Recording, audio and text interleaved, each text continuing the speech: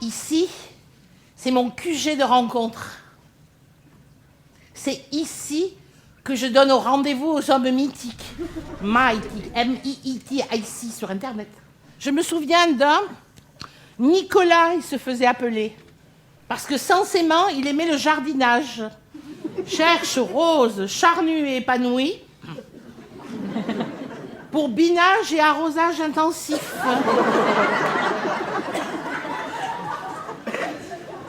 Rendez-vous à Botanique devant les Forsythias. Signe de reconnaissance, vous aurez un arrosoir et moi un plantoir. Eh ben, j'avais pas l'air tarte dans les allées du magasin, à tourner comme une fourmi sans tête. Homme tranquille, féru d'histoire, cherche femme physique indifférent pour partager passion. Lucien, on aurait dit une mythe.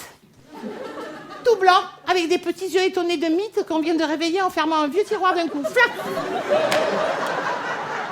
Robert, il était brun, poilu, velu même.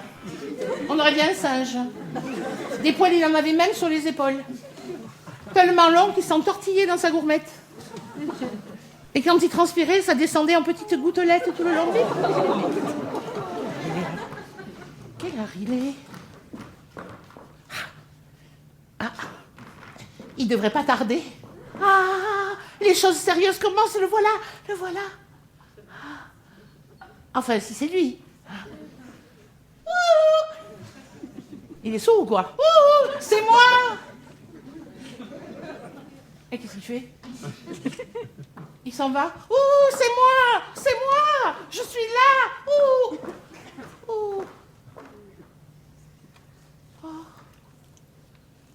Il est parti. Gérard, mon ex, à la première impression, il ne m'avait pas plu. Il n'était pas méchant, hein. Il avait un bon fond. Mais il ne savait pas faire de phrases, cet homme-là. Sel, trop chaud. Encore, suffit. Moutarde, dormir. Gérard, il me venait dessus comme ça, sans prévenir. Et puis, il se mettait à faire la machine à coudre. Tac, tac, tac, tac, tac, tac, tac. C'était long. Mais long. Et il était lourd. Mais lourd. Quand le vétérinaire m'a arraché Patouf des bras pour le piquer, il a juste tourné sa bonne tête de chien vers moi. Il y a des gens qui disent que les bêtes comprennent qu'elles vont mourir. Je ne sais pas pourquoi les gens disent ça. Ça fait plus mal de croire ça. À quoi ça sert de croire ça ? Je préfère pas y penser. Tu sais, ma petite fille, il souffre beaucoup. Si tu l'aimes, il faut le piquer. Les bêtes, c'est pas comme nous. On les laisse pas souffrir jusqu'au bout. Ma mère, comme c'était une personne, on a été obligé de la regarder souffrir jusqu'au bout. Même moi, ça m'a fait de la peine. C'est pas humain de laisser souffrir quelqu'un comme ça. Le vétérinaire a allongé Patouf sur la table étroite. Quand il a enfoncé l'aiguille sous ses poils, Patouf a poussé un tout petit gémissement. Et puis, il a eu un sursaut, comme dans les dessins animés. Hop. Et puis, il a soufflé. Le dernier souffle, ça s'appelle, parce qu'il a vraiment soufflé. Et puis plus rien. Il était mort, comme ma mère. Il n'y avait plus rien à faire. Je l'ai pris au bras. Il était tiède, mais lourd, plus lourd qu'avant. Un poids mort. C'est lourd, un poids mort. Mais qu'est-ce qu'il fait ? Ça doit faire au moins une demi-heure de retard. On s'était pourtant dit à la demi. Oh, il n'a pas compris. Je sens venir le coup d'épée dans l'eau. Hein. Parce que Marguerite est celle que je veux toujours près de moi. Marguerite. On ne peut jamais oublier qu'on est seul. Hein. On vous le rappelle tout le temps, hein. Les vacances de rêve dans les beaux catalogues glacés, c'est pour deux. L'escapade en amoureux à Venise, pour deux. La descente du Danube bleu, pour deux. Et même le circuit gastronomique dans le sud-ouest, pour deux. Pourtant, on peut bien manger sa tranche de foie gras tout seul dans son lit, non? Sans oublier la petite astérisque, supplément pour chambre individuelle.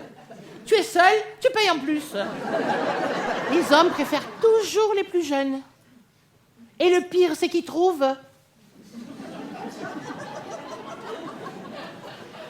Pourtant, on dit que c'est dans les vieilles marmites qu'on fait la meilleure soupe, hein.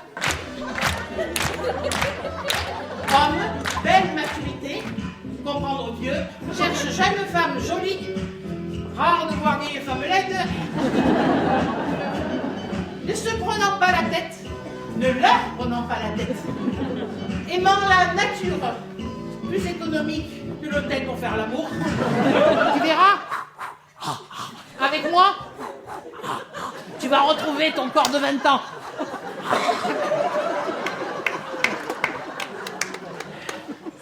Je sais pas qu'est-ce qu'ils ont avec leurs 20 ans, là. Mais moi, à la naissance, je faisais déjà 5 kilos. Alors, en même temps, sachez, monsieur, que tel que vous me voyez là, j'ai vaincu l'anorexie. Oui, monsieur, je suis la preuve vivante qu'on peut s'en sortir. Et un travail de chaque instant, oui. S'obliger à manger tous les jours et tous les repas, parce qu'un seul repas sauté, hop, c'est la rechute. Avec Marcello, j'ai tout de suite su que ça serait unique. La même sensation, le même sentiment que quand on vient de changer les draps. Ce tout petit moment où la peau entre en contact avec le drap propre. Un instant unique, irremplaçable. Le coton du drap ne sera plus jamais aussi doux, plus jamais aussi frais, plus jamais aussi parfumé que cette fois-là. Les bras de Marcello, c'était ça. J'avais oublié que tout était si beau.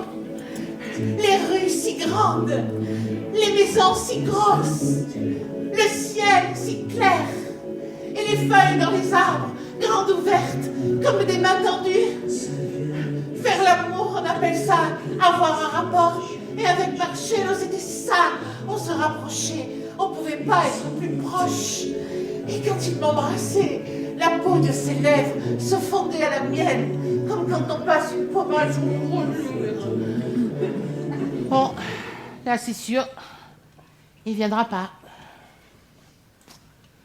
Tant pis. Tant pis pour lui.